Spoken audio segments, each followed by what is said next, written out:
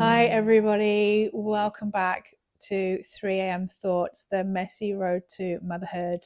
My name is Anik, and this is chapter 8, the question that breaks you. I need to warn you, this one is different.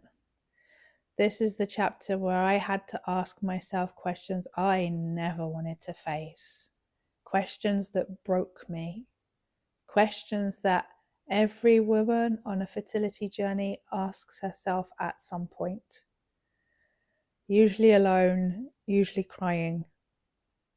If you're going through this right now, I want you to know you're not alone in these questions. You're not alone in this fight. Let's talk about it. So, chapter 7 ended with vindication turning into devastation within 48 hours. A family GP finally scanned me and confirmed that I was still ovulating. Yay! I've been right all along. Then a fertility consultant refused treatment. Blood tests on Friday, no further treatment on Saturday, COVID lockdown on Monday. We were trapped in Italy. My fertility window apparently closing, nowhere to turn. So what do you do when everyone dismisses you and the world literally shuts down? When we first got that menopause response and his refusal to do anything, I couldn't comprehend it. Like, I really couldn't get my head around it. Both my mum and my grandma suffered badly with menopause, night sweats, hot flashes, like the whole lot. And we're told as women to look to our mothers for clues. So where were my symptoms? And for the first time in 2 years, I was paralyzed. I didn't leap to action. I was crushed. The hope that I'd carried vanished. The fight in me, the determination, the resilience, like, it was gone. I was momentarily silenced. And then there were the tears. So many tears. It took me a few hours to pick myself back up, which, if you know me, is unheard of. I am tenacious. I'm as stubborn as an ox. And sometimes it's a blessing. Sometimes it's a curse. When you're on a fertility journey, it's necessary. You need to be both. You need to have equal parts of boundless hope, relentless tenacity, and rock hard resilience. You have to hope because negativity is counterproductive. You have to be tenacious because if at first you don't succeed, you need the courage to try again. And you have to be resilient because when you don't succeed, you have to pick yourself up. And you have to pick yourself up. People around you that love you can support you, but ultimately it's down to you. And on top of it all, you can't get stressed because that's counterproductive too. The whole thing is exhausting. It's mentally exhausting. A few hours later, I pulled myself together and emailed Jessica, my homeopath. Hi, Jessica. Hope this email finds you well. I've just had my hormone levels tested and I thought I'd forward them to you. I look forward to hearing your thoughts. So polite, so formal, so desperate because I was. 4 hours later, I sent her another email. This was Saturday, so obviously she hadn't seen the first one yet. Hi, Jessica. I was wondering if you thought I could have PCOS caused by inflammation from the trauma my body went through last year. I'm grasping at straws to see if the results could be caused by anything other than menopause. Sorry to bother you with this. Sorry to bother you. As if my fighting for my fertility was a botheration. Of course it wasn't a bother for Jessica. It was me. It was the place I was in. He just feels so helpless. This was Saturday. On Monday, Italy went into lockdown. And this was all before ChatGPT. So I couldn't just ask AI to collate research and give me answers.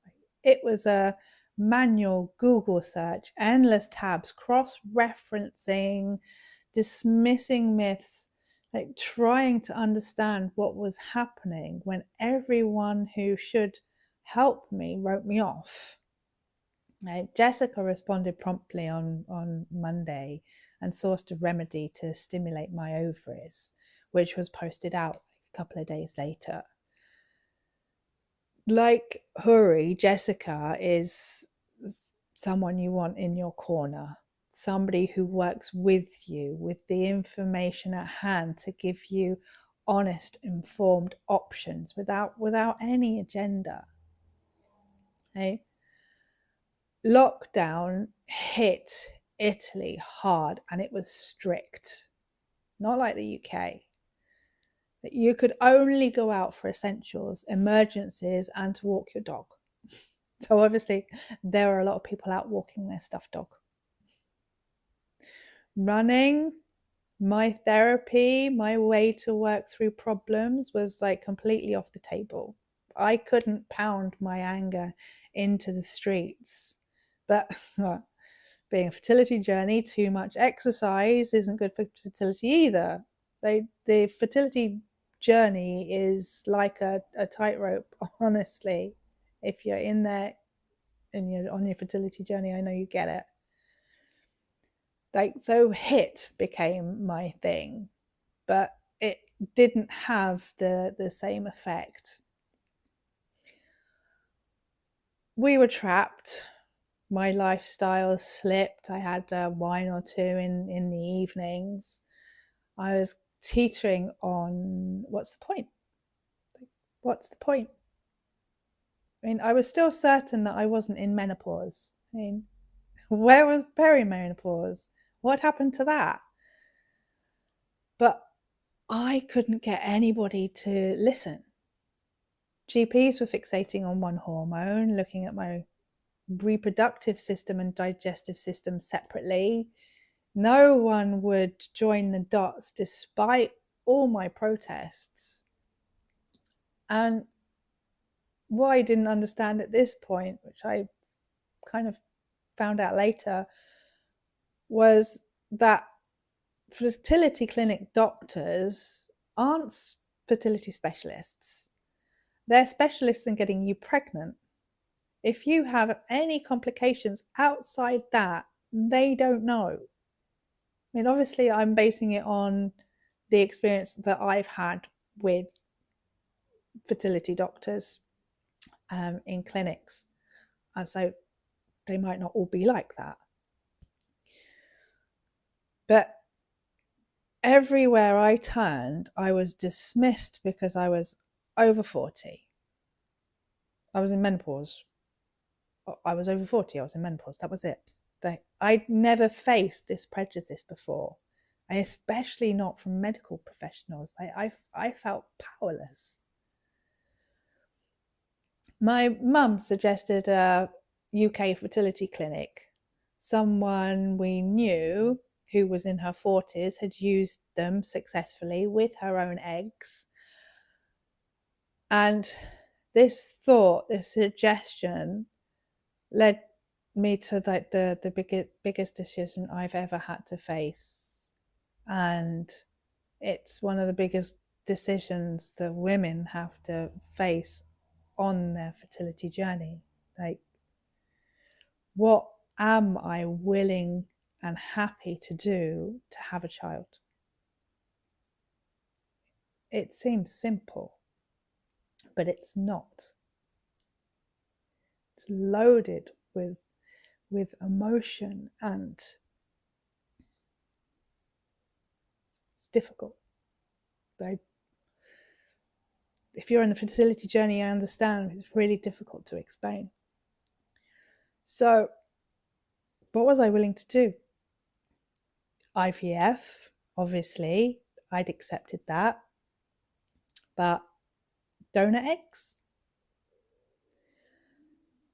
Before Marco, I never wanted to be pregnant. So why would I want to be pregnant when the baby wasn't from my egg?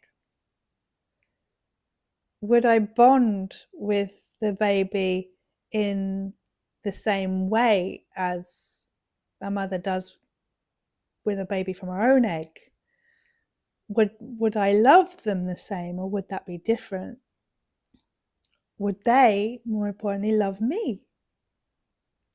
Would they connect with me in the same way as if the baby came from my egg?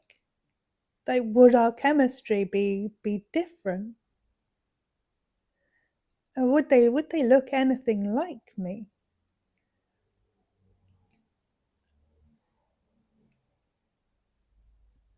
Adoption? Would I be happy to adopt? And Marco still had time. He didn't need me. He could find someone else. He wanted his own kids.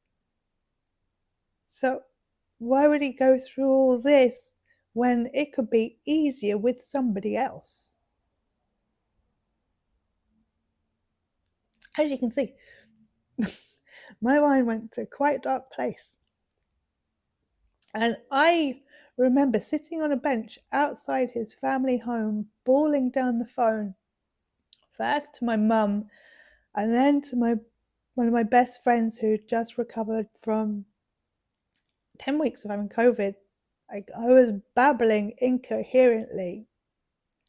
I couldn't go in and pretend that everything was okay, that everything was normal. A few days later, I offered Marco a way out. My friend told me off because Marco and I had been through so much beyond the whole illness thing over the last year that he thought that offer actually belittled him. I asked Marco what he wanted to do.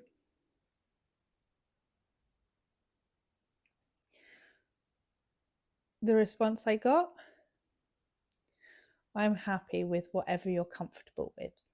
We can try until you want to stop. We can do egg donor. We can adopt, just as long as it's with you. I cried a lot. And I know I've tested that sentiment over the last few years. I mean, the road didn't get easier from there.